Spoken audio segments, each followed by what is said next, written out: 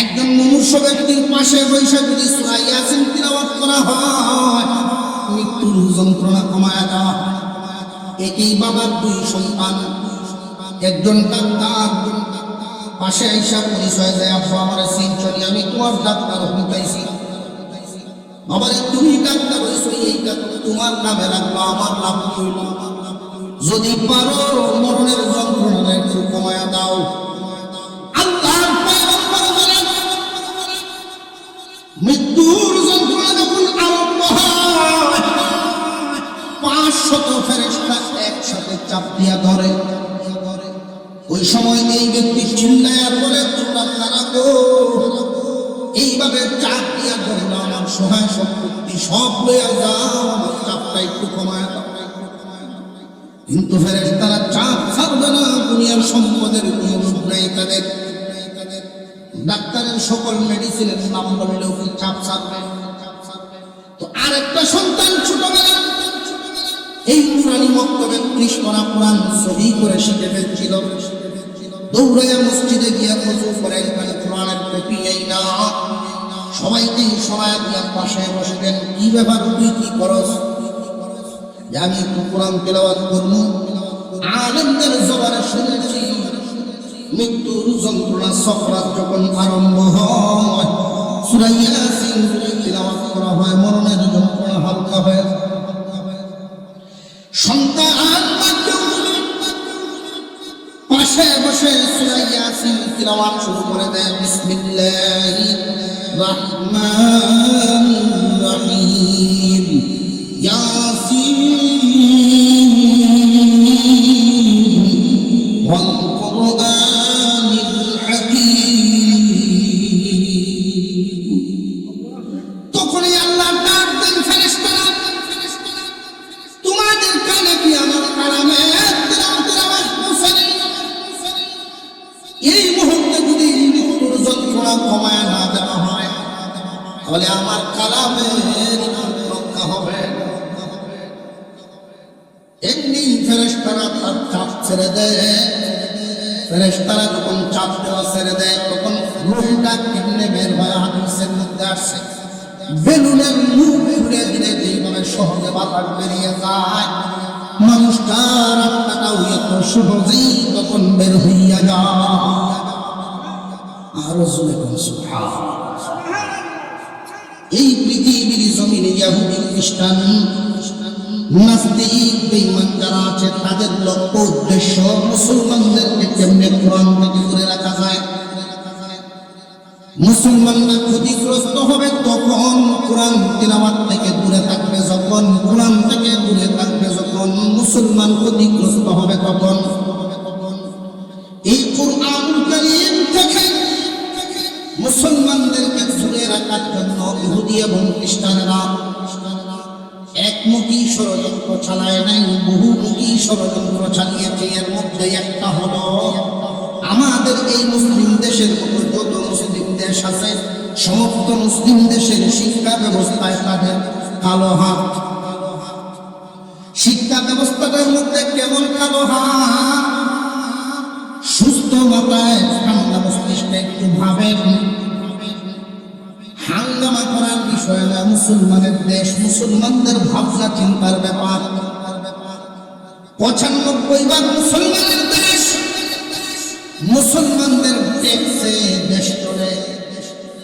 মুসলমানদের সন্তানদের জন্য শিক্ষা ব্যবস্থা সরকারের দায়িত্ব আছে না নাই? অন্ন, বস্ত্র, বাসস্থান, শিক্ষা, চিকিৎসা, এই 5টা মৌলিক চাহিদার মধ্যে একটা হলো শিক্ষা। মুসলমানদের সন্তানদের সুশিক্ষার ব্যবস্থা সরকারের করার দায়িত্ব। যদি দায়িত্ব আদায় করে শিক্ষা ব্যবস্থা করত, আমার মুসলমানের সন্তান ক্লাস 1 থেকে 5 পর্যন্ত পড়লেই মুসলমানই তার শিক্ষা হয়ে যাওয়ার কথা। প্রত্যেকটা প্রাইমারি স্কুলে একজন হাফেজ আলেম যদি শিক্ষক নিয়োগ দেওয়া হতো, বাংলা, ইংরেজি, অঙ্ক এগুলোর পাশাপাশি একজন হাফেজ আলেম যদি শিক্ষক নিয়োগ দেওয়া হতো, ক্লাস 1 থেকে আপনার আমার ছেলে মেয়েটা 5 পর্যন্ত গেলে 30 পারা কোরআন শিক্ষা হয়ে যেত। একটু আফসোসের ব্যাপার, কপালে আমাদের পানি লাগছে, আমরা বুঝি না। উন্নয়নের গান গায় আমাদের সর্বনাশ করে দিল শিক্ষা ব্যবস্থা। আপনার সন্তান আপনি মারা গেলে কেমনে জানাজা পড়া লাগবে এই শিক্ষা স্কুলে দেওয়া হয় না। আপনি মুসলমান, নামাজে দাঁড়ায় কি করা লাগবে এই শিক্ষা মুসলমানের সন্তানকে দেওয়া হয় না। ক্লাস 1 থেকে ডিগ্রি পর্যন্ত পড়াইলে দুনিয়ার শিক্ষা পাইল, কিন্তু আখিরাত কামানো কিছুই পাইল না। অথচ আমাদের দুইটা ভবিষ্যৎ, একটা হলো ইহকাল আর একটা পরকাল। আমাদের জিন্দেগি কি একটা না দুইটা? আপনারা অবিশ্বাস হতেছে কথা, সন্দেহ আছে? একটু জবান বলে আওয়াজ দেন, আমাদের কাল কয়টা? ইহকাল পরকাল কাল কয়টা? কাল যদি দুইটা হয়, কামাই রুজি উন্নতি দরকার। আপনার সন্তান শুধু ইহকাল কামাবে এটাই যথেষ্ট না, পরকাল কামানো শেখানো লাগবে। আপনার সন্তান শিক্ষা জীবন ক্লাস 1 থেকে নিয়ে ক্লাস 5 পর্যন্ত যখন যাবে, 8 পর্যন্ত যাবে, ইন্টারমিডিয়েট পর্যন্ত যাবে, ডিগ্রি পর্যন্ত যাবে, এই যে শিক্ষা জীবনটা, শিক্ষার একটা বয়স আছে। 20 বছর পর্যন্ত একজন মানুষ কমপক্ষে পড়াশোনা করতে পারে। এই 20 বছরের মধ্যে মুসলমানের সন্তান যদি নুরানিতে 3টা বছর পরে যায়, কোন বাবার স্বপ্ন দেখাটা বন্ধ হবে না যে ছেলেকে আমি ডাক্তার বানাবো। এই স্বপ্ন তার শেষ হয়ে যাওয়ার কথা নয়। সন্তানটাকে ইঞ্জিনিয়ার বানাবো, এই স্বপ্ন তার শেষ হবে না। কিন্তু এই নুরানি পর্যন্ত যদি শিক্ষা আপনি না দিয়া যান, সরাসরি স্কুলে যদি নিয়ে যান, একমুখী পড়াশোনা করান, আপনি বাবা হিসাবে সন্তানকে ঠকাইয়া দিলেন। কেমন ঠকাইলেন? বাবা হিসাবে সন্তানকে কেমন ঠকাইলেন? দুনিয়ার সকল ডিগ্রি হাসিল করাইয়া দিলেন, কোরআন শিখালেন না। মুসলমানের সন্তান যখন সে বুঝবে আমি বালেগ হয়ে গেছি, নামাজ পড়া আমার উপরে ফরজ। আপনার সন্তান মসজিদে গেলে দেখবেন পিছনের কাতারে দাঁড়াইব, নিজেকে বড় অসহায় মনে করব, কিছুই জানে না, কিছুই জানে না। এই সন্তান যদি বুড়া বয়সে পৌঁছে যায়, আমরা এখানে যারা আছি বুড়া মানুষ, এই বুড়া মানুষ যারা আছে চিন্তা করে হিসাবটা মিলাই আনেন। অনেক গার্জেন কিন্তু এটা ভাবে ছোটবেলায় নুরানিতে পড়ানোর দরকারটা কি, খুব ভালো করে ভাববেন। প্রত্যেকটা ছেলে মেয়েকে নুরানিতে পড়ানোটা ফরজ করেছেন নবীজি। ইসলামে ফরজ, ছেলে হোক আর মেয়ে হোক, আরে আগে ইসলামী শিক্ষা দাও, আগে নুরানি পড়াও, এরপরে স্কুলে নেও। ডাক্তার বানাও অসুবিধা নাই, ইঞ্জিনিয়ার বানাও অসুবিধা নাই, বড় ব্যবসায়ী বানাও অসুবিধা নাই, গৃহস্থ বানাও অসুবিধা নাই। তারপর কতদূর কত বছর পর্যন্ত চলে এটার কোনো নির্দিষ্টতা নাই। কিন্তু এই সন্তানকে 3 বছর নুরানি পড়াইয়া দিলে তোমার সন্তান অন্তত বেদিন হবে না। মুসলমান ভালো করে মনে রাখবেন, ইহুদিদের চক্রান্তের জালে ফাঁসতে চলবে না। উলামায়ে কেরাম জনগণকে সামনে নিয়ে এই মিশন চালু করেছেন। জায়গায় জায়গায় এই মক্তব মাদ্রাসাগুলো, এগুলো উম্মতের জন্য নিয়ামত, উম্মতের জন্য রহমত। একটু চোখ বন্ধ করে ভেবে দেখেন তো, যদি মাদ্রাসাগুলো না থাকতো, আমাদের দেশে মাদ্রাসা যদি না থাকতো, তাহলে মানুষের অবস্থাটা কোন পর্যায়ে গিয়ে দাঁড়াইতো? গরু মরে, ছাগল মরে, মানুষ মরায় গরু রেশন থাকতো না, কারণ জানাজা পড়ার মানুষ পাওয়া যাইত না। আমাদের দেশে নুরানি পর্যন্ত পড়ার থাকতো। আমরা অনেকেই মনে করি আমার একটা ছেলে শুধু মাদ্রাসায় দেব, বাকি সন্তানগুলোকে মাদ্রাসায় দেব না, স্কুলে দেব। আমার কথাটা যদি আপনারা বুঝে থাকেন, কারোর সন্তান আছে 5 জন, প্রথমে নুরানি পড়াইবেন কয়জন? আপনারা উত্তর দেন তো। 5 জন। কথাটা বুঝে আসছে কি? এই কথাটা বোঝানোই আমার উদ্দেশ্য। প্রথমে নুরানি পড়াবো আমি, ছেলে হোক আর মেয়ে হোক, স্কুল কলেজ ভার্সিটি পরবর্তীতে সারা জীবন সে পড়বে, কোনো বাধা নেই। মুসলমানের সন্তান ডাক্তার হওয়ার দরকার আছে না নাই? ইঞ্জিনিয়ার হওয়ার দরকার আছে না নাই? একটু আগে পরিচয় দিয়েছি, আমার বিবি একজন ডাক্তার। মহিলা ডাক্তার থাকার কারণে সমস্ত মহিলাদের সকল ধরনের চিকিৎসা করার সুবিধা হয়। প্রত্যেকের স্বপ্ন থাকে আমার সন্তানকে আমি ইঞ্জিনিয়ার বানাবো, ডাক্তার বানাবো, বড় কিছু বানাবো, এই স্বপ্ন প্রত্যেকেরই থাকে। জেনে রাখবেন, একজন ফকিরও যদি ভিক্ষুকও যদি সেও চায় তার সন্তান যেন একজন সম্মানী মানুষ চায় কি চায়? সম্মান দুই ভাবে আসে, সম্মান দুই ভাবে আসে। খুব ভালো করে দেখে রাখবেন, দুনিয়ার জমিনে সম্মান হয় দুই ভাবে। একভাবে সম্মান হলো টাকা পয়সার মাধ্যমে, যার টাকা আছে তার সম্মান আছে। আরেকটা সম্মান শিক্ষার মাধ্যমে। একজন মানুষ যদি ধনী হয় মানুষটা সম্মানী, আর একজন যদি শিক্ষিত হয় সেও সম্মানী। তবে ধনী মানুষ সম্মানী ততক্ষণ, মাল আছে যতক্ষণ। ধনী মানুষ সম্মানী ততক্ষণ, মাল আছে যতক্ষণ। আর শিক্ষিত মানুষ সম্মানী মালের সাথে না, শিক্ষার সাথে সম্পর্ক। ধনী মানুষটার সম্মানটা অস্থায়ী, আর শিক্ষিত মানুষের সম্মানটা হয় স্থায়ী। আমাদের দেশে দুইজন মানুষ, একজনের নাম আপনাদের পার্শ্ববর্তী উপজেলার জহিরুল ইসলাম সাহেব, ধনী মানুষ ছিলেন। এই মাল ছিল যতদিন, সম্পদের সম্মানও ছিল ততদিন। উনি দুনিয়া থেকে বিদায়, মালের সাথে সম্পর্ক নাই, ওনার নাম দামও নাই। কিন্তু আরেকজন শিক্ষিত মানুষ ছিলেন কাজী নজরুল ইসলাম, উনি বিদায় হয়ে গেছেন, সম্মান কিন্তু কমে নাই। শিক্ষার দ্বারা মানুষ সম্মানিত হয়, সন্তানকে সর্বোচ্চ শিক্ষিত বানানোর অসুবিধার কোনো কারণ নাই। কিন্তু জেনে রাখবেন, নুরানি শিক্ষাটা প্রথমে দিয়ে নিবেন, নইলে অবস্থাটা হবে ভিন্ন রকম। একমুখী শিক্ষিত মানুষ যারা এই চিন্তা করেন আমার সন্তানকে সফল বানানো, একমুখী শিক্ষিত করে সফল বানাতে পারবেন না। উদাহরণস্বরূপ, আমরা 100 সন্তান ছেলে আর মেয়ে মিলাইয়া 100 ছাত্রছাত্রী স্কুলে ভর্তি করলাম ক্লাস 1-এ।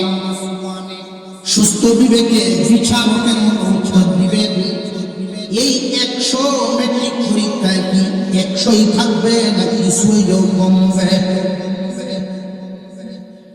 মেট্রিক পরীক্ষায় কিন্তু 100 যেতে পারবে না। স্কুল লাইনে যাদেরকে আমরা পাঠাইলাম, আখিরাতের কামাই না দুনিয়া কামাই? আরো জোরে ভয় ভয় একটু আংশিকে ভেঙে বলছি, আমরা আওয়াজে মানুষ মনে করবো মারো, কোনো মানুষ নাই। আমাদের আওয়াজটা তুমি শুনে বাড়ির যারা শুনে বসে দিবি সাজার গেঞ্জে খেতার করে শুয়ে শুয়ে দিবি খাও, মাঠ ভরা মানুষ ফেলে যাবে। আমরা আওয়াজটা একটু জোরে লাগি, মুসলমান আওয়াজ যেন ভুলে না যায়, আওয়াজ দেওয়া জোর। মুসলমান ইমানদার ভাইয়েরা আমার, 100 পোলাপানকে দুনিয়া কামানোর জন্য ভর্তি করলাম স্কুলে। মেট্রিক পর্যন্ত গেল, 100 কিন্তু যায় নাই। জ্বরে যাইব, ধরলেন কমপক্ষে 30 জন ধরবো, 70 জন পরীক্ষা দিল। এই 70 জনের মধ্যে ইন্টার পর্যন্ত কিন্তু 70 থাকবে না, আরো 20 কমবে। বাংলাদেশে যদি পড়াশোনা শেষ করে সরকারি চাকরি পাইতে হয়, ডিগ্রি পাস করতে হয়। এই ডিগ্রি পর্যন্ত যাইতে যাইতে 100 মধ্যে কয়জন থাকবো? 10। এই 10 জন যে ডিগ্রি পাস করলো, দুনিয়া কামানোতে সফল হবে কখন? সরকারের চাকরি পাইব যখন। চাকরি কি 10 জনে পাইব?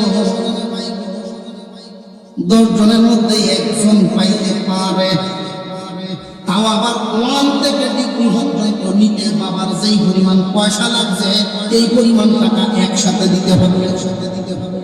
একটু জোরে কর। এই যে 100 জনের মধ্যে দুনিয়া কামাতে সফল হইল একজন, বাকি 99 জনের হালত থেকে না পাইল দুনিয়া, না পাইব আখেরাত। আখেরাতের শিক্ষাই তো শিখছে না। পক্ষান্তরে 100 জন 3 বছর নুরানিতে পড়াইয়া স্কুলে নিয়ে যান, 3 বছর নুরানিতে পড়াইয়া স্কুলে নিয়ে যান। যার যে পরিমাণ দূর সেই পরিমাণ যাবে, যার যে পরিমাণ যাইতে পারে সেই পরিমাণ যাবে। সরকারের চাকরি যারা পাইল, বিভিন্ন কোম্পানিতে চাকরি করে করলো, হাওড়ে গিয়ে কাজ করবে করলো, গৃহস্থী করার করলো, কোনো কামে যখন লাগবো না। যারা দুনিয়া কামাইলো সরকারের চাকরি পাইল, আর বাকিরাতে পাইল না। আখেরাত কামানো কিন্তু ঠিক থাকবো নুরানি হওয়ার কারণে। এখন বুঝাইছে বিষয়টা। হুজুর আকরাম সাল্লাল্লাহু আলাইহি ওয়াসাল্লাম বলেন, মুফতি হওয়া ঘরে ঘরে সবার জন্য জরুরি না। একটা এলাকায় 2-4 জন বিজ্ঞ আলেম থাকলেই সকলের সমস্যা সমাধান সম্ভব। কারণ মানুষ বউয়ের সাথে কাজে লাগলে প্রত্যেকদিন তালাক দিব না, প্রত্যেকদিন সকালে বিকালে দুপুরে তালাক দেয় না, জীবনে হতবার। ঝগড়া লাগলে হয়তো এমন গন্ডগোল জীবনে হতবার। এই সমস্যা সমাধান করার জন্য মুফতির কাছে যাওয়া লাগবে। সারা এলাকায় 2-4 জন বিজ্ঞ মুফতি থাকলে সকলের বড় বড় সমস্যা সমাধান করা সম্ভব। কিন্তু নুরানি কোরআন ছেলে হোক আর মেয়ে হোক সবার জন্যই ফরজ। এই কথাটা বাড়ি পর্যন্ত নিয়ে যাবেন। নিজেদের জিন্দেগি যেভাবে গেছে আমাদের সন্তানদের জীবন যেন সেইভাবে না যায়। ছেলে হোক আর মেয়ে হোক তাদের নুরানি পর্যন্ত পড়াইয়া এরপরে অন্য লাইনে দেন। অন্তত আল্লাহর কাছ থেকে আপনি বেঁচে যাবেন। আপনি তো আপনার আল্লাহর কাছে বলতে পারবেন, আল্লাহ আমি আমার দায়িত্ব পালন করে এই সন্তানকে দিন শিক্ষা দিয়ে এরপরে দুনিয়ার লাইনে নিলাম। ইহকাল আর পরকাল, স্কুল লাইনের শিক্ষা, কলেজ ভার্সিটি লাইনের শিক্ষাটা হলো দুনিয়া কামানোর শিক্ষা। আর মাদ্রাসার লাইনের শিক্ষাটা দুনিয়া কামানো নয়, আখিরাত কামানোর শিক্ষা। এই মাদ্রাসার লাইনে অন্তত তোমার বাচ্চাটার ছেলে হোক বাকি 20 বছর দুনিয়া কামানোর জন্য দিয়া দাও, অসুবিধা নাই। তুমি দুনিয়া কামাইবা, দুনিয়াকে বড় বানাইবা, সমস্যা নাই। কিন্তু বাচ্চাকে ধ্বংস করিও না, 3 বছর নুরানি পড়াইয়া দাও। যে সমস্ত মা 3 বছরও পড়ে না এই মানুষগুলোর হাল শুদ্ধ হয় না। অথচ নামাজ বঙ্গের যত কারণ, নামাজ নষ্ট হওয়ার যত কারণ, প্রথম কারণটাই নামাজের অসুবিধা তেলাওয়াত করা। কেউ যদি ভাবেন আমার সন্তান বড় হইয়া তার নামাজ শেষ করে আমি শেখাইতাম না, আমি কেজিতে পড়াইবো, প্রাইভেট ইংলিশ মিডিয়ামে পড়াইবো, এটা ভুল সিদ্ধান্ত আপনার। আপনি একজন মুসলমান হিসাবে আলেমদের পরামর্শ নেন। এই মাহফিল থেকে আমি বলিয়া দিচ্ছি, প্রথমে নুরানি পড়াইবেন, এরপরে দুনিয়া নুরানি শিখাইবেন। প্রথমে নুরানি শিখাইয়া নিবেন, আপনার জানাজা আপনার সন্তান শিখে ফেলবে, আপনার দোয়া দেওয়া আপনার সন্তান শিখে ফেলবে। আর এই যে নুরানিতে পড়াইলেন আপনি, স্কুল লাইনে 20 বছর পর্যন্ত পড়াইলেও এই শিক্ষাটা শুধু তার কাজে লাগবে, আপনার কোন কাজে লাগবে না। কথা বুঝে আসতেছে? আর যে মাদ্রাসার লাইনে 3টা বছর পড়াইলেন, এটা তারও কাজে লাগবে, আপনারও কাজে লাগবে।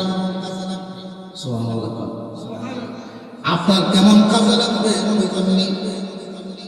1 নাম্বার, এই বাচ্চার না বলে তার কোনো আমল নামার খাতাগুলা হয়েছে না। মাদ্রাসায় যখন বাচ্চাকে আপনি দিলেন, 3টা বছর পড়ানোর জন্য আরবি শিক্ষা শিখাইবেন, কোরআন শিক্ষা শিখাইবেন। প্রতিটা হরফে 10টা করে নেকি, প্রতি হরফে 10টা করে নেকি। শুধু বিসমিল্লাহির রহমানির রহিম যখন বাচ্চায় পড়বে 190টা নেকি দেওয়া হয়, কারণ 19টা হরফ। প্রতি হরফে 10 নেকি আপনার বাচ্চায় পাইল, তার তো আমল নামার খাতায় নেই, এই নেকি যাইব কই? আপনি মা বাবার আমল নামায় এই নেকি তুলিয়া দেওয়া হবে। বাচ্চাকে নুরানিতে পড়ানোর কারণে শুধু কি বাচ্চার লাভ না বাচ্চার মা বাবারও লাভ? শুধু নুরানি পর্যন্ত ভরায় বাদ দিলাইলেন, হাফেজ আলেম বানাইলেন না, আমি পর্যন্তই বুঝাইলাম। এই সন্তান কোরআন শিক্ষিত হওয়ার কারণে আপনার কি লাভ? আপনার লাভটা আমি একটু বুঝাই দিই। মানুষের যখন সফরাত আরম্ভ হয়ে যায়, আজরাইল আলাইহিস সালাম যখন জান কবজ করার জন্য আসে, আপনার পরিবারের লোকেরা যদি সহি শুদ্ধভাবে কোরআন তিলাওয়াত করনেওয়ালা থাকে, আপনার পাশে বসে সূরা পড়তে পারবো। আমরা মনে করি, আমরা তো এটা ভাবি যে আমার সন্তানকে মাদ্রাসায় দিলে কি খাইবে,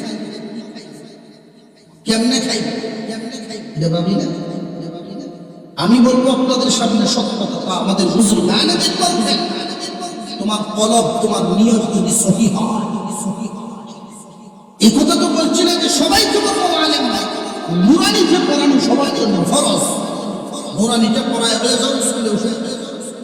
যদি আলেম বানাইতে পারো, হাফেজ বানাইতে পারো, সুসংবাদ শুনো, সহি শুদ্ধভাবে কোরআন তেলাওয়াত জানে, নবীর হাদিস তেলাওয়াত করেছেন, মিশকাতের হাদিসের মধ্যে কোরআন এবং হাদিস পড়ছে যারা, এদের রিজিকের জিম্মাদারি নেন আল্লাহ। আর আল্লাহ যদি রিজিকের জিম্মাদারি নেন, তার আর কোনো ভয় থাকে না। আল্লাহ যদি রিজিকের জিম্মাদারি নেন, তার আর কোনো অসুবিধা আছে? আর একটু জোরে কর। আমরা মনে করি কেমনে খাই। আমার একটু জিজ্ঞাসা, হুজুর মসজিদের ইমাম সাহেব কেমনে চলে, এত সুন্দর করে কেমনে চলে? আমি বলি যে এইভাবে কইলে হইতো না, আর একদিন সময় মতো বলে। তো তার মনে মনে যে আমি বেতন পাই 40,000, মাস পার হয় না, এটা আবার বুঝতেই বলি জীবন কোনকে আরামতি আছে। আমার দাওয়াত দিয়েছে তার বাসা, বেতন পাই কয়েক হেক্টরের চাউলেই 3 বাজার সদাই করে হুজুর দাওয়া রইল, ঠিক আছে। যখন দস্তরখান বিছায় বসলাম, খানা শুরু হয়েছে, তার ওই সময় কথা বলে হুজুর জিজ্ঞাসিলাম যে আপনারা কেমনে চলে? তখন আমি এক কথা বলবো, আপনারা এমনি চলে যাবেন। এমনি মানে এই যে বেতন আপনার খাওয়া যাবে, পরিশ্রম খাওয়া। তখন তার বুঝাইছে যে আল্লাহ দুনিয়ায়, আল্লাহ পাক রব্বুল আলামিন আলেম আমাদের রিজিকের জিম্মাদারি গ্রাম্য মাতাব্বর মানুষ, অনেক ধনী মানুষ, লেখাপড়া কম করছেন, বুঝুন বিরাট উনার 3 ছেলে। উকিল সাহেব একটা কথা বলছেন, আমরা তো মাদ্রাসার লাইনে এমন ডালে দিই লেসা বেসা ভালো ডালে দিতাম স্যার, ঠিক না ঠিক? এই জন্যই বর্তমান সময়ে আশরাফ আলী থানভী হয়, এই জন্য হুসাইন আহমদ মাদানী হয় না, শিব্বির আহমদ ওসমানী হয় না, আনোয়ার শাহ কাশ্মীরি হয়। অথচ আনোয়ার শাহ কাশ্মীরি রহমতুল্লাহ আলাইহি এমন মেধাবী ছিলেন, ওনার আব্বা যদি ওনারে ওই লাইনে পড়াইতেন, বিজ্ঞানী হতেন। উনি এত মেধাবী ছিলেন, একটা পড়া, একটা রাস্তা, একটা কিছু দেখতে 30 বছরে বলতো,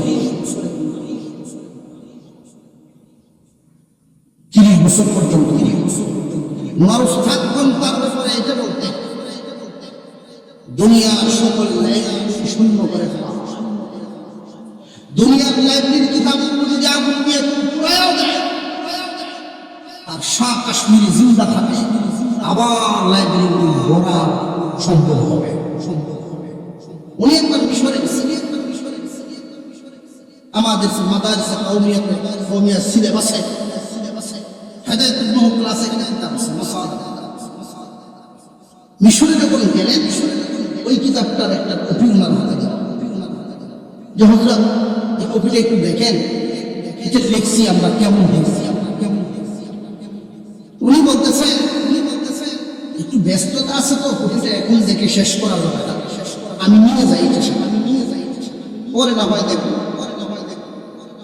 উনি কপিটা দিলেন না, বললেন এক কপি আছে, আর কেমন সাথে নেওয়ার মতো সুযোগ নেই,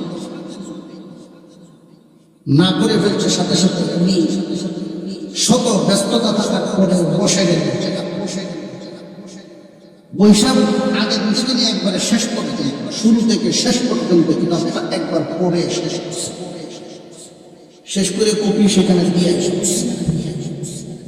আইসা হুবহু এই কপি দেখা একটা ভুল ছিল, ভুলটা ধরাইয়া দিয়া এই কপির নকল কপি বানাইছে। মিশরের আলেমরা আশ্চর্য, এইটা বুঝি মাথা না কম্পিউটার আবিষ্কারী নামে আয়নার মতো এত মেধাবী ছিলেন। পৃথিবীর সকল বই পুস্তক কিতাবাদি দেখলে মুখস্থ হয়ে যেত সব। আর আমরা যত লেসার বাংলার লেসার এটা রে দেই মাদ্রাসা, যাকে আল্লাহ বিল্লাহ বলে দেয় না। মাদ্রাসার দিন হোক, দুইটা একটু ব্যবসা পালা মনে মনে যায়, দুইটা দুই লাইনে, একটা ডাক্তার, একটা ইঞ্জিনিয়ার বানাই। আর এইদের জন্য তো ব্যবসা এগুলো ভালো না, লেসা এরা দেয় মাদ্রাসা। তিনজনের ফরাইছে, লোক কিন্তু বুঝইয়া, গ্রামের মানুষ হইল লোক বুঝইয়া, তিনজন তিন লাইনে পড়াশোনা করে একজন ডাক্তার হয়েছে, একজন ইঞ্জিনিয়ার হয়েছে, আর একজন হুজুর হয়েছে, হাফেজ মরণ হয়েছে।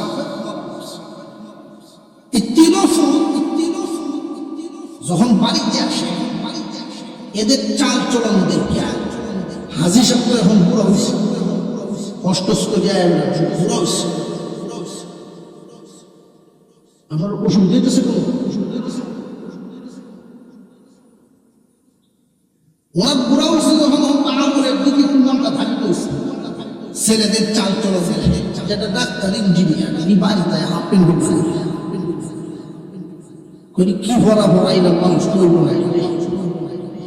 আর হুজুর বেড়ার চাল চলন তার কাছে খুব ভালো লাগে।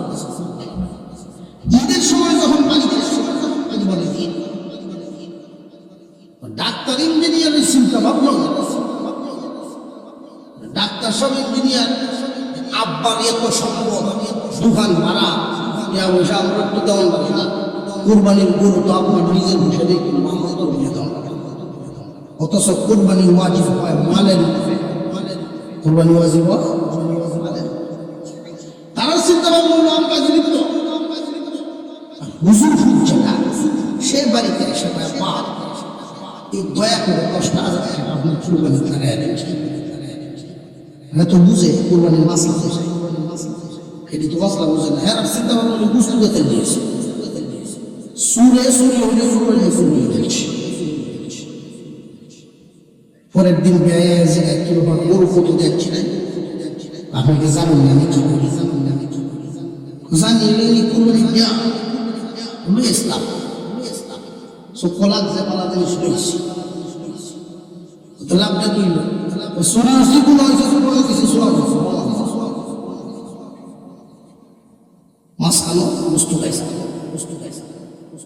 অনেক মানুষ এরকম থাকে, বিচার করে না। 7 জনে মিলে কুরবানি দিয়েছে, এমন আছে না? একজন যদি সুদখোর থাকে 6 জনের কুরবানি হয়। এটা বেদ বিচার করে শরীরে বিচার করে শরীরে। আপনারা এবার কালকে আপনারা নেতা শুরু হবে, হুজুর যে ঘুরে গেল, আমরা এই বালা মানুষ পাইতাম না, এই বালা মানুষ হওয়ার মধ্যে পেতে চাই। সুদ করে মুখে দেন, সুদ করে মুখে দেন, কোনো অসুবিধা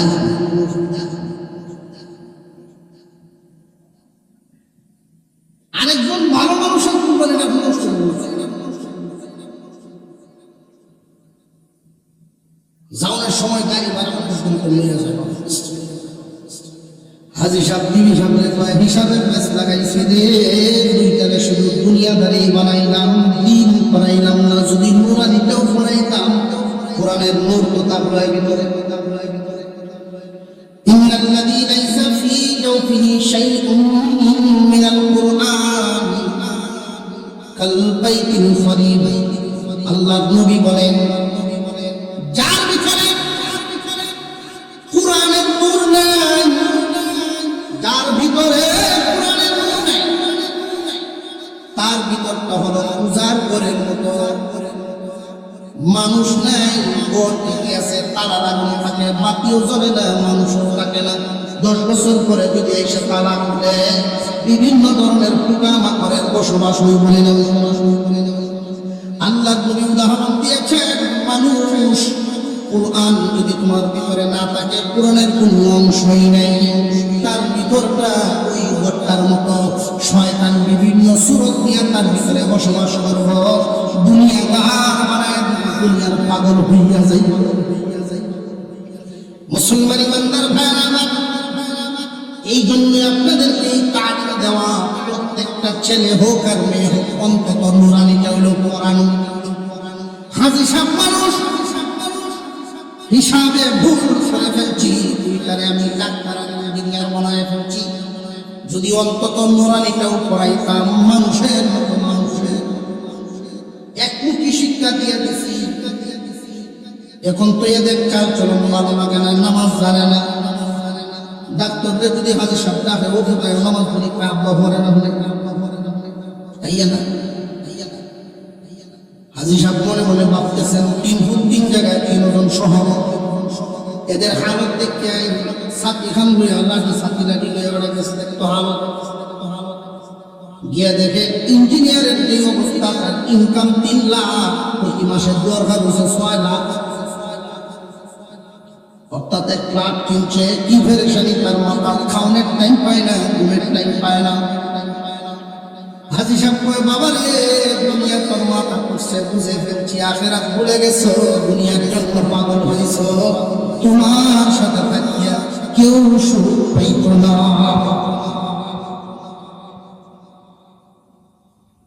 ডাক্তার ভূতের হালত দেখে ডাক্তারের বাসার সামনে গিয়ে দেখে খালি একটা জায়গা ছিল, ওই জায়গার মধ্যে ফিলার দ্বারা কলমগুলো উঠাইতেছে, 5 তলা ফাউন্ডেশন।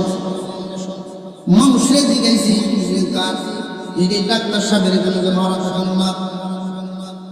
হাজি সাহেবের চোখের কোনায় পানি এসে গেছে, চোখের কোনায় পানি এসে গেছে। ব্যাপার যে আমার হুজুর হতে একটা সাইকেল কিনছে, আমার কাছ থেকে দোয়া লইছে, যেন বলা মুসিবত থেকে আল্লাহ বাঁচায়। আর এত বড় বিল্ডিং করতেছে, আমি হাজি শুনলাম না। মনে বড় ধাক্কা লাগছে। উনি বলেন, দুনিয়ার জন্য তুমি এত পাগল হয়ে গেছো, বাপরে মুখটা দিয়েও তুমি কইলা না। ওনার মনটা আর এখানে গেল না, সোজা উনি ঘুরে চলে আসলেন চেম্বারে। দেখা হয় বাপুতে, কিরে গুরু, এত বড় বিল্ডিং করতেছো, তুমি কইলা না। ও ব্যস্ততার জন্য মন নাই, বলবো বলবো করে ভাবলাম সাক্ষাতে বলবো না। জায়গা রাখা হয়েছে, বিল্ডিং স্থাপনা শুরু হয়েছে, আমার মুখটা দিয়া বলে নাই। উনি এইখানে টিকেন নাই যে আমার ওই হুজুর ভূতের কাছে যাই, গিয়া দেখি কি হালত। এশার নামাজের আগ মুহূর্তে মসজিদের সামনে গিয়ে হাজির নামছেন। মুসল্লিরা কি হয়, সাথী লয়, কি হয় লাঠি লয়, কেউ ব্যাগ লয়। হুজুর নিজে আসছেন, বাবা মসজিদে ঢুকেন। বাবা যখন মসজিদে ঢুকতেছেন, জুতাগুলো সব নিজে বাস করে নিয়েছে। মুসল্লিরা কাঁদতেছেন, হুজুর আপনার জুতা লইছেন? যে আমি কোন মুসল্লির জুতা লই নাই, আমার আব্বার জুতা লইছি। আমার বরকত, আমার রহমত ওইখানে। এই বুঝটা মানুষ বুঝে তখন, কোরআনের জ্ঞান তাকে যখন। তামাম দুনিয়া ঘুরে দেখবেন, মা বাবার বাধ্য সন্তান হয়ে তারা জেনে রাখবেন সবার ভিতরে এই বুঝ থাকে না।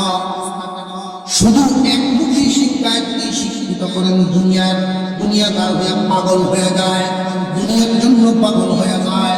আপনারা একটু লক্ষ্য করে দেখবেন, আমাদের দেশের বৃদ্ধাশ্রমগুলোর দিকে যদি হিসাব লাগায় দেন, বৃদ্ধাশ্রমগুলোর দিকে আপনারা তাকায় দেখবেন। আমি এই ব্যাপারে একটা রিপোর্ট আপনাদের সামনে দেই। জিজ্ঞাসা করা হয় কেন বৃদ্ধাশ্রমে এখানে যারা আছেন এমন কি কেউ আসেননি কাফের জালেমের মা বাপ? কেউ হাত তুলে নেন।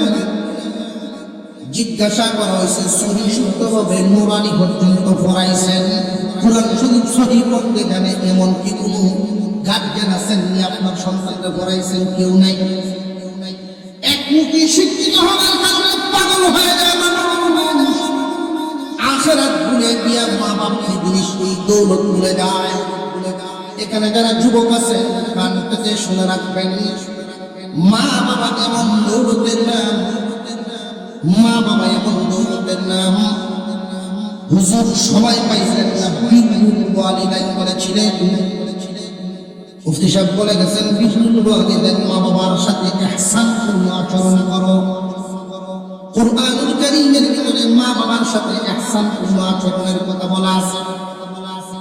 যারা মা বাবার দোয়া পায়, মা বাবার ভাগ্য সন্তান যারা, আল্লাহ এদেরকে 4টা পুরস্কার দেন। 3টা দিবেন দুনিয়াতে, 1টা দিবেন আখিরাতে। আর যারা মা বাবার অবাধ্য হইয়া যায়, এদের জন্য 4টা গজব নাযিল হইয়া যায়, 3টা দুনিয়াতে, 1টা আখিরাতে। মা বাবার বাধ্য সন্তান যারা, দুনিয়াতেই 3টা পুরস্কার পাবে তারা। মা বাবার ভাগ্য সন্তান, এই পুরস্কারগুলো কি কি? এই কথাগুলো আমি বলে দেব। দুনিয়ার জমিনে মানুষ বেশিরভাগ নামাজের দিকে ধাবিত হয় বয়স যখন 70 হয়, 65-70 দিকে বেশি করে। এমন হয় না? হুজুর বহু যে ব্যবসা সাইডে দিচ্ছি, এখন দুনিয়াদারি নাই, বহুদিন করছি, এখন আল্লাহ বিল্লাহ করা মুসিবায় আনাইছি। নামাজ কি এখন বলতে আপনারা নামাজ বুঝা যায় মাত্র হয়েছে, ব্যবসা ছেড়ে দিচ্ছে। আসলে ব্যবসা ছাড়ছে না, ব্যবসা উনি ছাড়েন নাই, উনারে ব্যবসায় ছাড়ছে। ঠিক না বেটি? 500 টিকে যদি দেয়, কাজটি 700 বলে দেয়। গৃহস্থ ছেড়ে দিচ্ছি তো আইলে দেয়, টেগলে হুড়ি দেয়, বলা মানে গাইল বলে তুমি কেড়ে দাও। গৃহস্থ কি আসলে শেষ আছে? তারে গৃহস্থ দই দরবার যদি যায়, সালিশ দই বিচার আছে। ইয়ং জেনারেশন কষ্ট কেড়ে আইসো, হ্যাঁ লোক কম নেই, কোনো ভালো যখন দাম নাই করে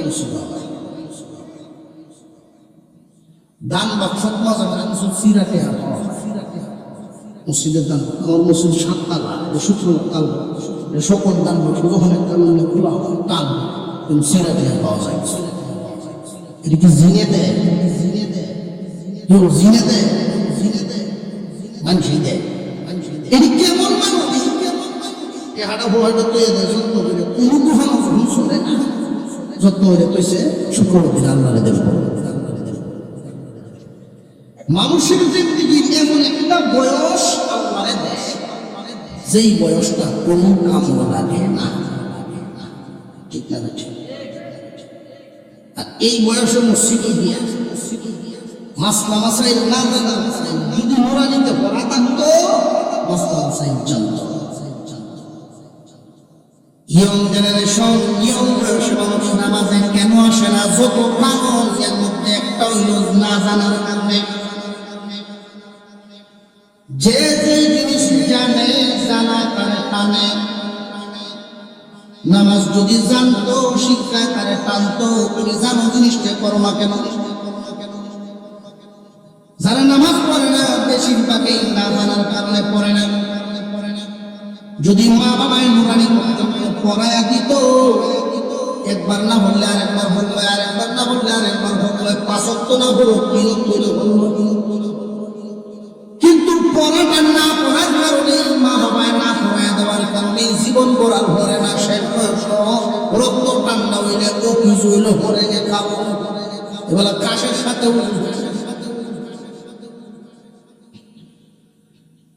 নবীজির এক হাদিসের মধ্যে আল্লাহ রাসূল বলেন ইবতালিন খামসান ক্বাবলা খামসিন শাবাবাকা ক্বাবলা হারামিক, যৌবনকালকে পরিমত মনে করো বার্ধক্য আসার আগে। বুড়া তুমি হয়েই যাইবা, জোয়ান থাকতে পারবা না। বুড়া হওয়ার আগে জোয়ান বয়সে কাজে লাগাও।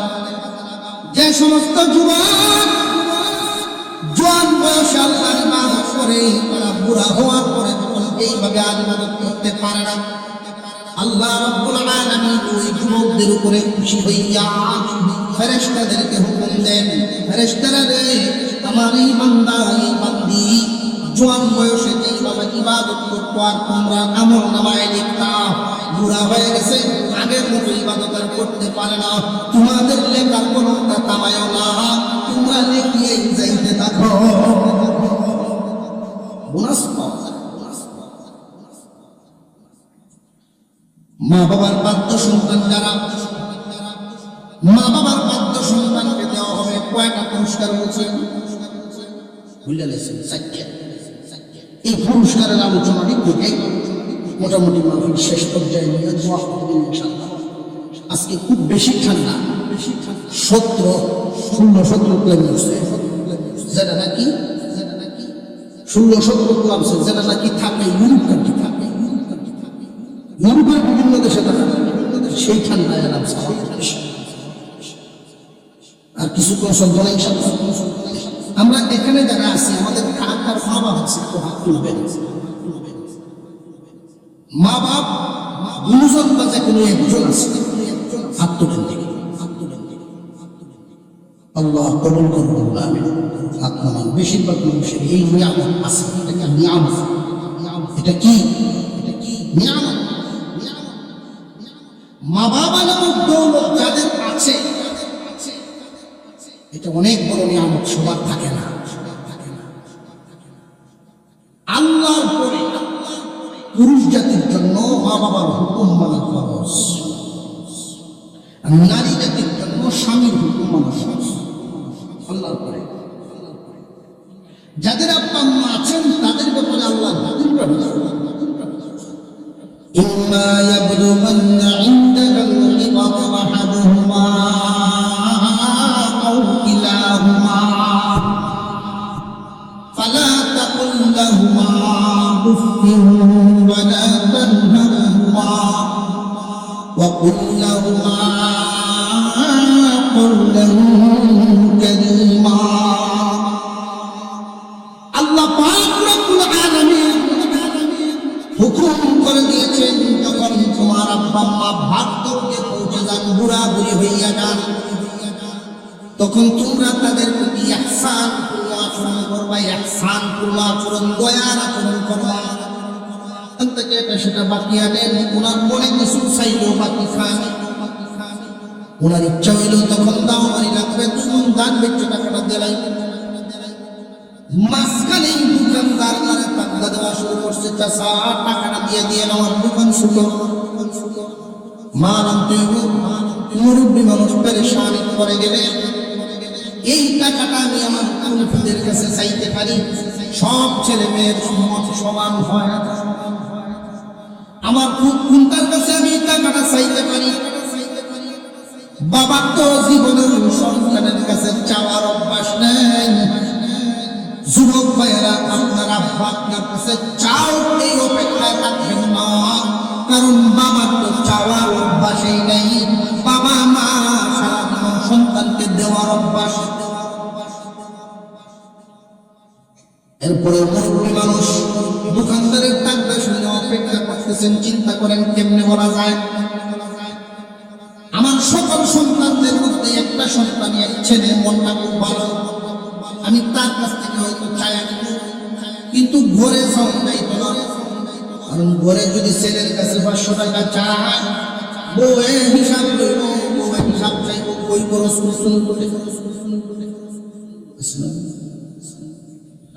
বিবি যেন টের না পায় উনি গেটের বাইরে গিয়ে দাঁড়ায় আছেন রাস্তার মতো। ছেলে যখন খানা খায় টিফিন বাড়ি সাথে লইয়া চাকরির উদ্দেশ্যে উনি রওনা দিলেন, অফিসে যাবেন। বাবা রাস্তায় দাঁড়ায় রয়েছে, দেখেই সাইকেল ধরে দাঁড়াইছে। আব্বা কিছু কইবেন? ফুল তোমার কাছে কি 500 টাকা হইব? আমার খুব দরকার ছিল। ছেলে বড় ভদ্রলোক, ভালো মানুষ, সন্তানদের মধ্যে ভালো বলে এই আশাই টাকাটা চাইছে। ছেলে বড় ভালো মানুষ, যেই মাত্র বাবার মুখে এই কথাটা শুনছে ছেলের চোখের পানিটা টলমলে উঠছে। আব্বা এই জায়গার মধ্যে দাঁড়ায় কত টাকা নিছি আপনার কাছে? ছায়া স্কুলে যাইতাম, টাকা চাই নিতাম 10 টাকা 20 টাকা। আজকে আপনার কোনো ইনকাম নাই, এইখানে আপনি আমার কাছে টাকা চাইছেন। বাবা আপনার ওই টাকার মাঝে মাঝে দরকার হয়, এটা ভুলে গেছে। আজ থেকে ভুল আর হবে না। বেতন পাই প্রথমেই আপনার হাতে দিব, যতটুকু দরকার এতটুকু রাখবা, বাকিটা দিয়ে আমি সংসার চালাই। বাবার হাতে 1000 টাকা দিয়ে ছেলে চোখের পানি মুছতে মুছতে স্কুলে চলে গেছে।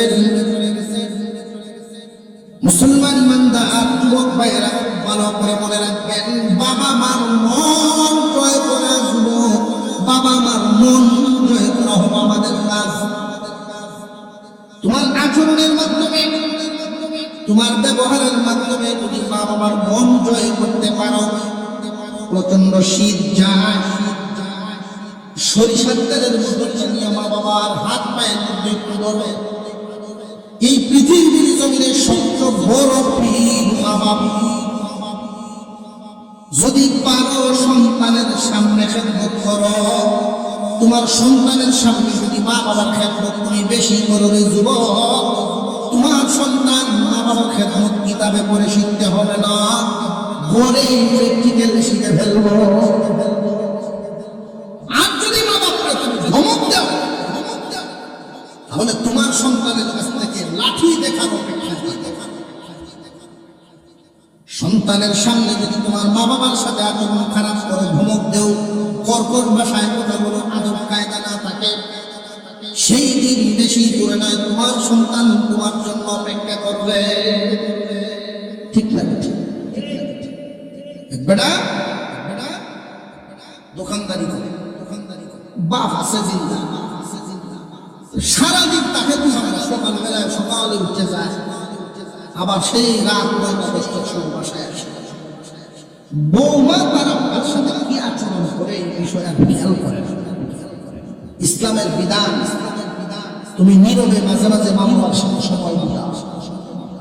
তোমার বিবি তোমার আব্বা আম্মার সাথে কি আচরণ করে এটা খবর লোকা, নীরবে খবর করে। যদি কোনো জায়গায় শাসন করণ লাগে করবা, নইলে তোমার আব্বা আম্মা ইচ্ছাকৃত তোমার কাছে বলবে না, এই কষ্ট বুকে নিয়েই করেছে। সংসার অশান্তি হয়ে তোমার মা বাপ তোমার কাছে বলবে না। মাঝে মাঝে নীরবে বাবার সাথে নীরবে নিস্তব্ধে সময় দেওয়া। এই মহিলা তার আব্বার সাথে আচরণ খুব বেশি ভালো করে।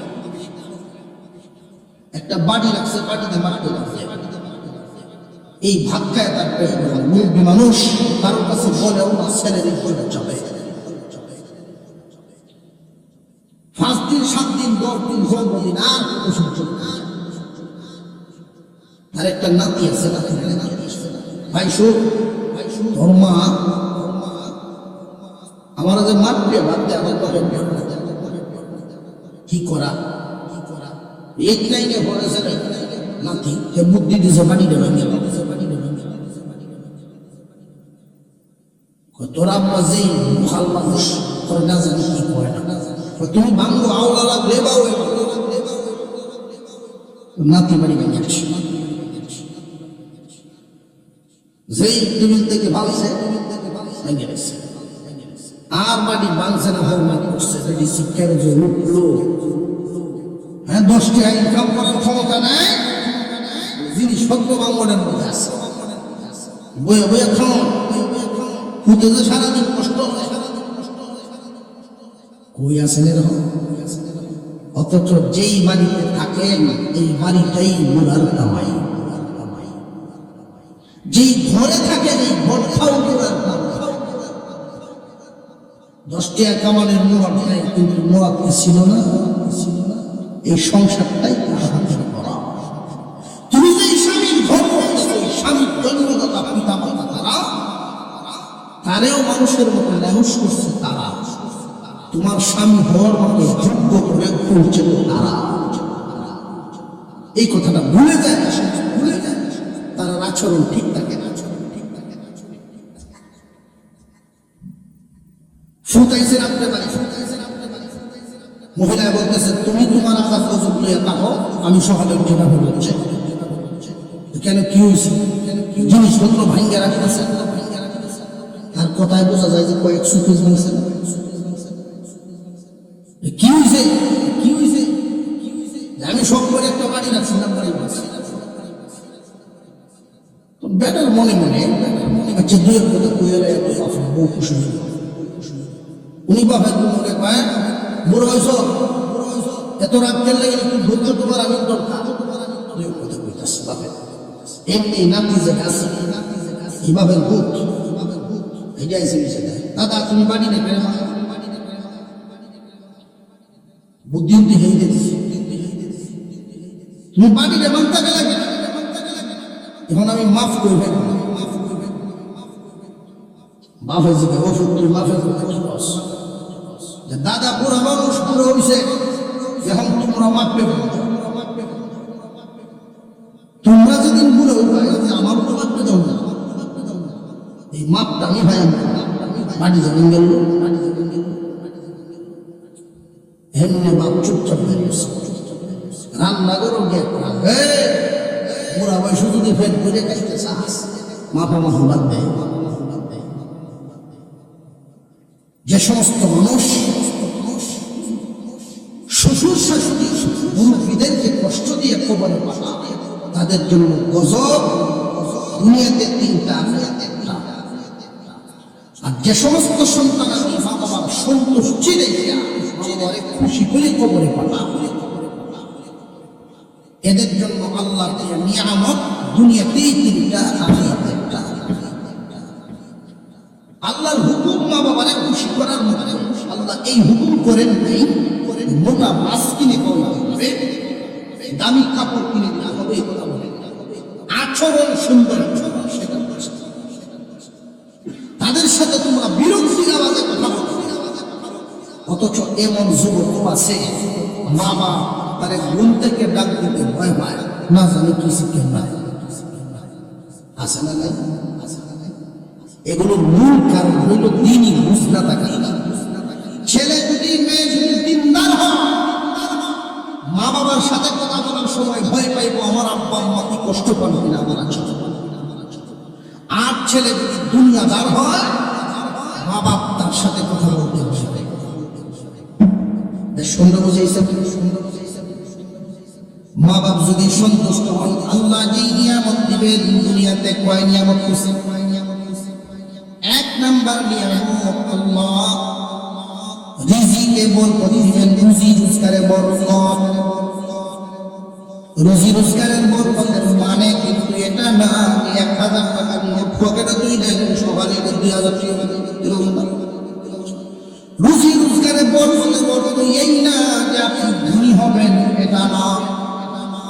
রুজি রোজগারের বরকতের অর্থ হইল কামাই রুজি যতই হোক আল্লাহ আপনার দুনিয়া চালায় নেবেন, সুন্দর পেরেশান জীবন দিবেন। মা বাবার দোয়া পাইছে এমন মানুষ 1% জমি নাই, এরপর আল্লাহ চালাই সুন্দর। মা বাবার দোয়া যদি সাথে হয়, তার রুজি রোজগারে বরকত হয়। বরকত আর বেবরকত আপনাদেরকে কেমনে বুঝায় একটা উদাহরণ। একজন মানুষের মালে বরকত নেই, সে ইনকাম করে 5 লাখ প্রতি মাসে, 5 লাখ টাকা ইনকাম করে বরকত নাই মানুষটা। ওই মানুষের যদি 5 লাখ টাকা ইনকাম করে আর তার যদি অসুখ হয়, ডাক্তার কি কুটিয়াদি দেখাইব না? না, আরো জোরে কর, কুটিয়াদি দেখাইব। ঢাকা স্কয়ার বার্ডমে পরীক্ষা নিরীক্ষা করে এই ওষুধ ভালো হইতে লাগবে তার 1.5 লাখ ইনকাম, বেশি 1.5 লাখ খরচ করে একই রূপ হয়েছে বাবা মারের ভাগ্য সন্তান। যার ইনকামে করে সে 10,000 মাত্র 10,000। এই লোক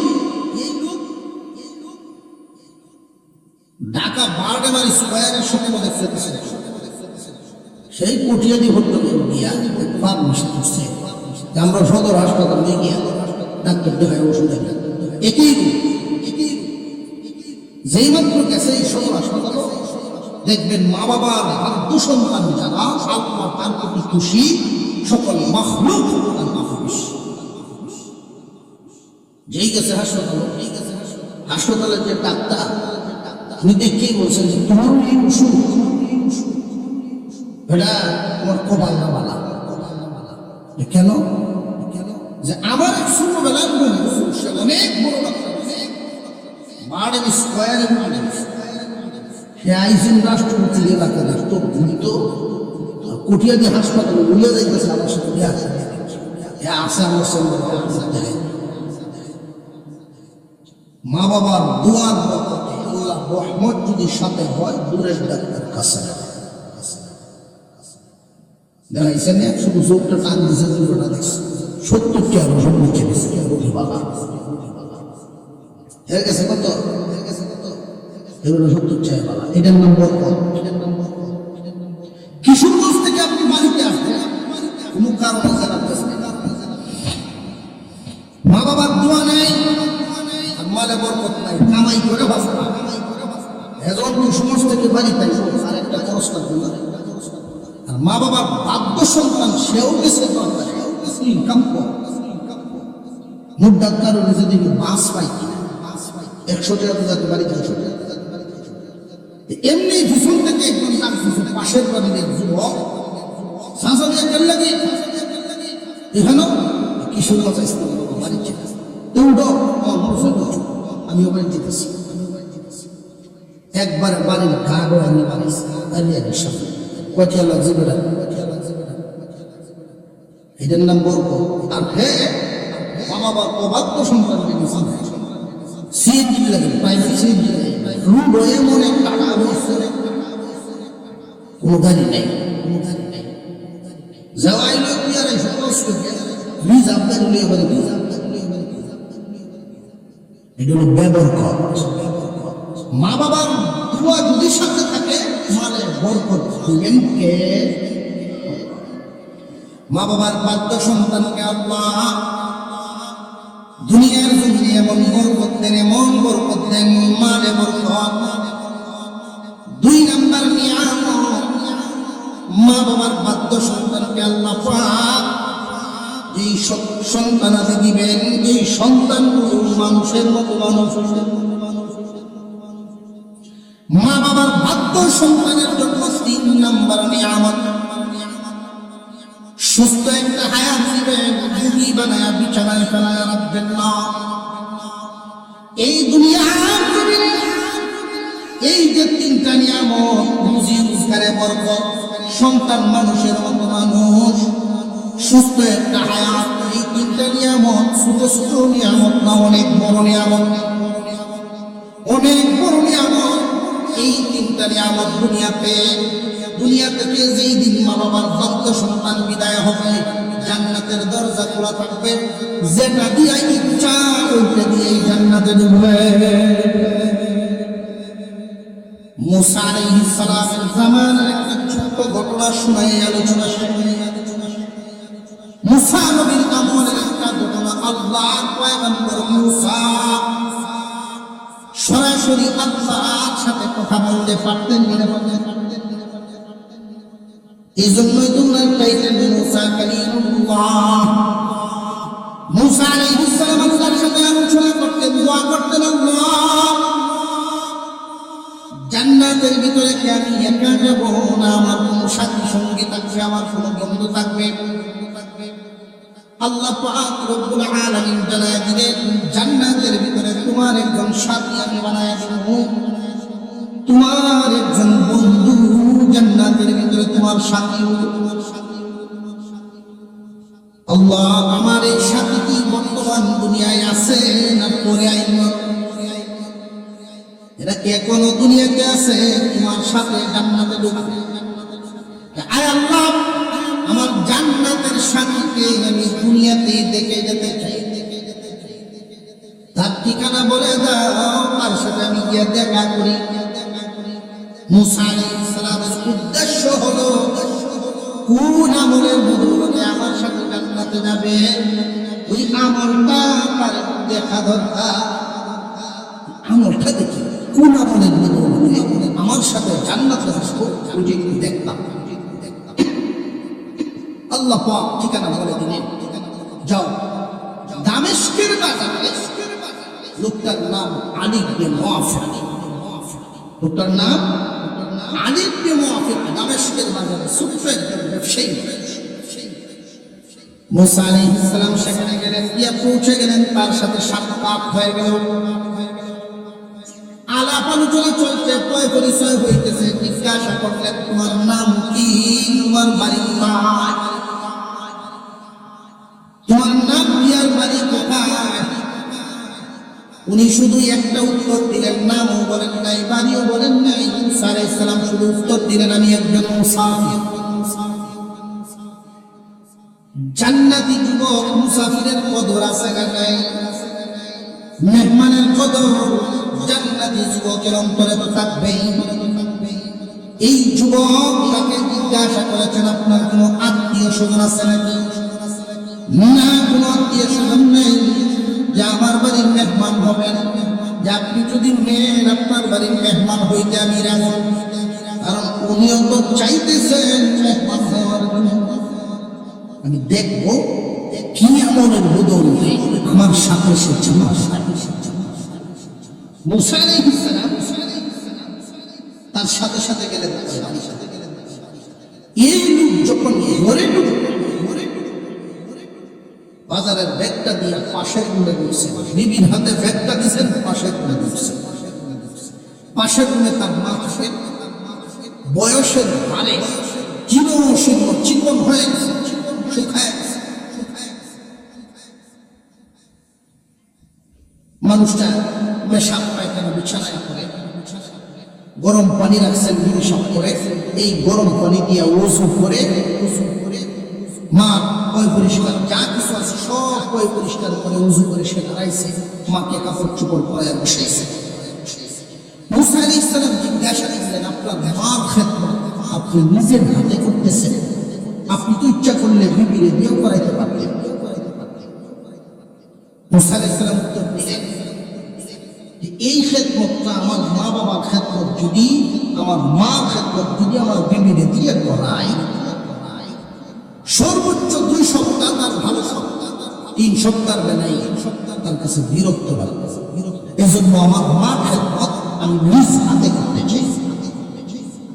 যে এইভাবে অসুস্থ আপনারা মা কতদিন যাবত খেদমত দিয়েছেন, যে আমার মা 40 বছরের রোগী, 40 বছর যাবত আমি খেদমত করতেছি। যুবকরা মনোযোগ দিয়ে শুনে, 40 বছর যাবত হবে আপনার মা খেদমত করে। এবার খানাইছে, একটা ছোট বাচ্চাকে যেভাবে মুখে উঠে খানা খাওয়ায়, আলী ইবনে মুআফির তার মাকে এইভাবেই খানা খাওয়ায়।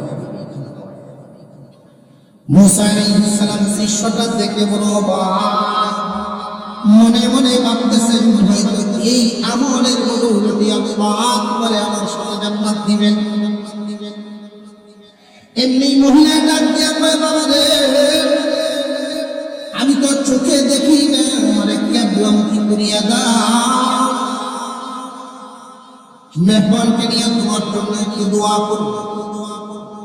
যেই মাত্র কেবলামুখী করে দেওয়া হলো, এই মহিলায় 2টা হাত আল্লাহর দরবারে বাড়ায়া দোয়া করে, আল্লাহ আমার সন্তানের প্রতি আমি খুশি